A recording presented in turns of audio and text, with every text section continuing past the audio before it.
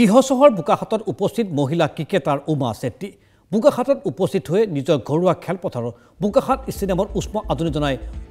অসম কন্যাগৰাকীক মন্ত্ৰী অতুল বৰাৰ লগতে বোকাখাট জিলা ক্ৰীড়া সন্থাই সম্বৰ্ধনা জনালে উমা চেত্ৰীক বোকাখাট ৰাজহুৱা খেলপথাৰৰ সমস্যাসমূহ অতি শীঘ্ৰে সমাধানৰ আশ্বাস মন্ত্ৰী অতুল বৰাৰ দক্ষিণ আফ্ৰিকাৰ বিৰুদ্ধে অনুষ্ঠিত হ'ব লগা শৃংখলাত স্থান লাভ কৰিছে অসম কন্যা উমা চেত্ৰীয়ে এদিনীয়া টি20 আৰু টেষ্টৰ দলত স্থান লাভ কৰিছে ভাৰতীয় মহিলা ক্ৰিকেট দলৰ অসম কন্যা বোকাখাটৰ জীয়ৰী উমা চেত্ৰীয়ে 16 জুনৰ পৰা আৰম্ভ হ'ব এই বিশেষ শৃংখলা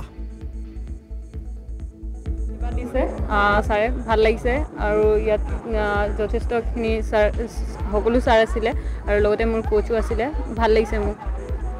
কি ক'বা যিখিনি মানে উঠি আহিছে মানে খেলুৱৈ তেখেতসকলৰ কাৰণে তেওঁলোকক কম আৰু হাৰ্ড ৱৰ্ক কৰক আৰু প্ৰেক্টিছ কৰক নিশ্চয় আগুৱাই যাব টাফ উইকেটৰ কথা কোৱা হৈছিলে ছাৰে কৈছে টাফ উইকেটৰ কথা কোচে কৈছিলে তো ছাৰে কৈছে যে ঠিক আছে কৰি দিম তো ছাৰে কৰি দিব এইকেইদিন মই বোকাখাটতে আছোঁ ইয়াতে কৰিম বোকাখাটত য'ত প্ৰেক্টিছ কৰিছা তাত কিমান সুবিধা আছে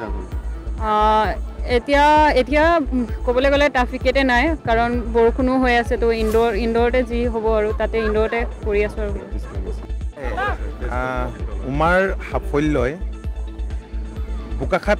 ক্ৰীড়া সন্থাক অত্যন্ত উৎসাহিত কৰিছে কাৰণ এই ষ্টেডিয়ামতে উমাই প্ৰেক্টিছ কৰি আজি এই পৰ্যায়লৈকে যাবলৈ সক্ষম হৈছে বোকাখাটবাসী ৰাইজ অত্যন্ত আনন্দিত অসমবাসী ৰাইজ গৌৰৱান্বিত উমা আৰু আগবাঢ়ি যাওক আমি তাকে সেয়া মন্ত্ৰী অতুল বৰাৰ বক্তব্য উমা চেত্ৰী সম্পৰ্কত ভাৰতীয় ক্ৰিকেট দলৰ টি20 বিশ্বকাপৰ বাবে